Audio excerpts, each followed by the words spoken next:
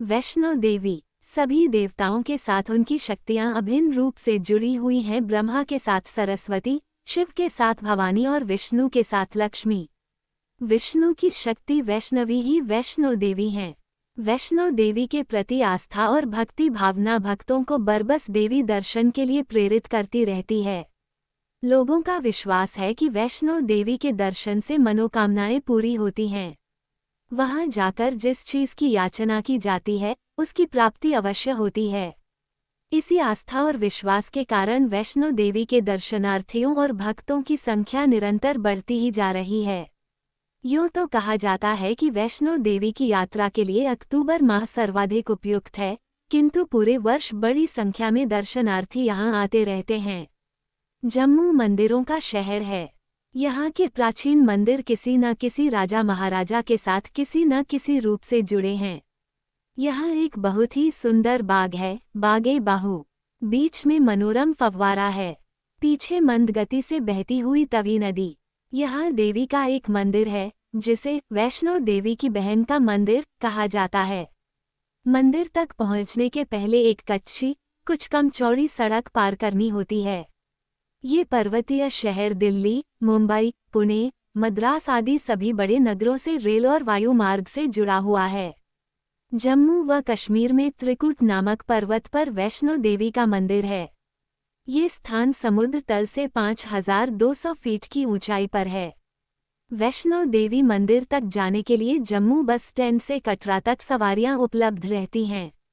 बस या किसी अन्य सवारी के द्वारा 52 पहाड़ की चढ़ाई पार कर दर्शनार्थी कटरा पहुंचते हैं। वहां से 14 की पैदल यात्रा शुरू होती है। दोनों ओर पर्वतीय सुषमा के कारण पैदल यात्रा सुखद और मनोरम प्रतीत होती है। पैदल चलने में असमर्थ यात्री घोड़े, खच्चर या पालकी पर चढ़कर मंदिर तक जाते हैं। छोटे बच्चे तथा सामान ढोने वाले पिट्ठू भी मिलते हैं। विकलांगों एवं वृद्धों को जाने के लिए बग्घी उपलब्ध रहती है, जिसमें लेटकर या बैठकर जाया जा सकता है। यात्रा शुरू करने के पहले यात्रा पर्ची लेनी पड़ती है। वैष्णो देवी मंदिर ट्रस्ट की ओर से कटरा बस स्टैंड पर हर समय निःशुल्क पर्ची दी जाती है। कटरा से मी आगे जाने पर दर्शनी दरवाजा और वहां से 1 मी आगे जाने पर बाणगंगा है। बाणगंगा के विषय में कहा जाता है कि जब उनके सेवक लांगुर को प्यास लगी तो वैष्णो देवी ने उसकी प्यास बुझाने के लिए पत्थरों पर बाण मारा और पानी निकल आया। समुद्र तल से 2800 फीट की ऊंचाई पर स्थित बाणगंगा से लगभग मी आगे बढ़ने पर चरण पादुका नामक स्थल है। इसके विषय में कहा जाता है कि इस जगह देवी थोड़ी देर के लिए रुकी थीं, इसलिए यहाँ उनका चरण चिन्ह अंकित है। चरण पादुका से 4-5 मी आगे आदि कुमारी का प्राचीन मंदिर और इसके निकट ही गर्भजून गुफा है। कहा जाता है वैष्णो देवी यहाँ 9 महीने तक रुकी थीं। वैष्णो देवी ट्रस्ट की ओर से यहाँ कई धर्मशालाएं बनवाई गई हैं, जहाँ यात्रियों को निःशुल्क ओढ़ने बिछाने के लिए कंबल दिए जाते हैं। आदि कुमारी से लगभग 2 मी आगे समुद्र तल से 6500 फीट की ऊंचाई पर हाथमथा और यहाँ से 2 मी आगे समुद्र तल से 7200 फीट की ऊंचाई पर साझी छत है। यहाँ से 2.5 मी ढलान पर उतरने के बाद गुफा के अंदर वैष्णो देवी का मंदिर है। पहले गुफा के अंदर रोशनी की व्यवस्था नहीं थी, किंतु अब वहां सर्वदा पर्याप्त रोशनी रहती है। गुफा के अंदर सीधे खड़ा होना संभव नहीं है। भक्तगण पंक्तिबद्ध होकर गुफा के अंदर प्रवेश करते हैं। यहाँ घुटने तक निर्मल शीतल जल प्रवाहित रहता है, जिसे चरण गंगा कहते हैं। वैष्णो देवी की पवित्र गुफा में महालक्ष्मी, महाकाली और महासरस्वती 3 पिंडियां हैं। यहाँ का प्राकृतिक दृश्य बड़ा ही मनोरम है। संध्या समय अस्ताचलगामी सूर्य ऐसा लगता है मानो लाल रंग का गुब्बारा किसी ने छोड़ दिया हो तथा उड़ते उड़ते वह आकाश रूपी सरोवर में फूटकर घुल गया। सुखद यात्रा। वैष्णो देवी की यात्रा पहले कठिन और कष्टकर थी। रास्ता बहुत ही ऊबड़ खाबड़ था। न कहीं पानी की व्यवस्था थी, न शौचालय। गंदगी इतनी कि चलना मुश्किल। खाने पीने की कोई व्यवस्था नहीं थी, किंतु अब वो बात नहीं है। अब तो यात्रा सरल और सुखद हो गई है। इसका सारा श्रेय जाता है जम्मू व कश्मीर के पूर्व राज्यपाल श्री जगमोहन को। सन 1983 में महामहिम जगमोहन जम्मू व कश्मीर के राज्यपाल थे। उन्होंने 30 अगस्त 1986 को इसी तीर्थस्थान को सरकारी एकाधिकार में ले लिया और श्री माता वैष्णो देवी श्राइन बोर्ड का गठन किया। अब रास्ते में हर जगह पानी की व्यवस्था और शौचालय भी है। जगह जगह जलपान गृह और स्वास्थ्य केंद्र भी खोले गए हैं। यही नहीं, यहाँ 2 बिस्तर वाले अस्पताल का भी निर्माण कराया गया है। गंदगी का नामो निशान नहीं है। सफाई कर्मचारी दिन रात सफाई के काम में लगे रहते हैं। सीढ़ियों के अलावा टाइल लगाकर दूसरे रास्तों को भी सुगम बना दिया गया है। कटरा से वैष्णो देवी भवन तक सोडियम लाइट से रास्ता जगमगाता रहता है। सरकार की ओर से पुलिस हरदम तैनात रहती है।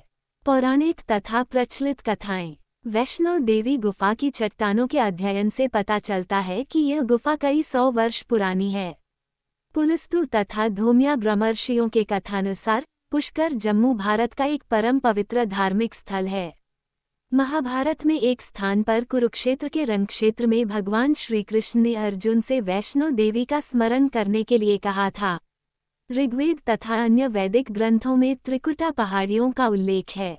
वैष्णो देवी का आविर्भाव और महात्म्य से जुड़ी 2 कथाएं विशेष रूप से प्रचलित हैं।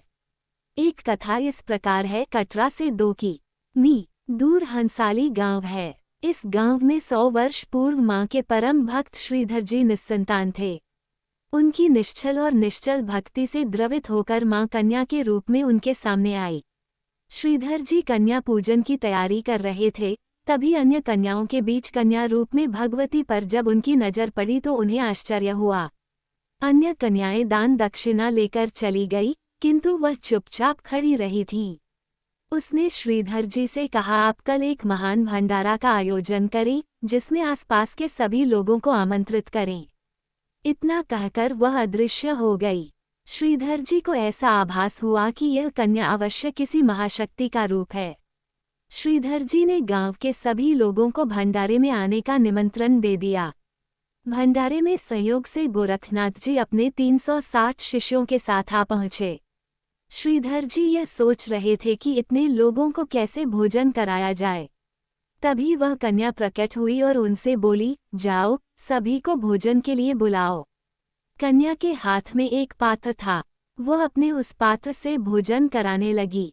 सबने भोजन किया। इसके बाद भी बहुत सारी भोजन सामग्री बची हुई थी। भोजन कराने के बाद कन्या अंतर्धान हो गई। कहते हैं, भैरवनाथ नामक एक तांत्रिक देवी रूपी उस कन्या को पकड़ने के लिए पीछे पीछे चला। देवी ने त्रिकूट पर्वत की ओर दर्शनी दरवाजा, बाणगंगा, चरण पादुका आदि स्थानों को पार कर गर्भजून गुफा में प्रवेश किया और वहां 9 महीने तक विश्राम करती रहीं। भैरवनाथ वहां भी पहुंच गया और उनके बाहर निकलने की प्रतीक्षा करता रहा। देवी जब गर्भजून गुफा से बाहर निकली तो मां ने महाकाली का रूप धारण कर लिया और त्रिशूल से उसका मस्तक धड़ से अलग कर दिया। उसका धड़ जिस स्थान पर गिरा, वहां आज भैरव मंदिर है। कहा जाता है कि गुफा के द्वार पर जो चट्टान है, वह भैरवनाथ का धड़ है। देवी ने श्रीधर को 4 पुत्रों का वरदान दिया। कहा जाता है कि आज भी श्रीधर के वंशज देवी की पूजा अर्चना करते हैं। वैष्णो देवी श्रद्धा, आस्था और विश्वास की देवी हैं। भौतिक, शारीरिक, मानसिक सभी प्रकार के कष्टों के निवारण के लिए लाखों लोग ठंड, वर्षा, धूप आदि कष्ट सहकर मां के दर्शन के लिए आते हैं और प्रसन्नचित इस विश्वास के साथ लौटते हैं कि मां उनके सभी मनोरथ अवश्य पूरे करेगी।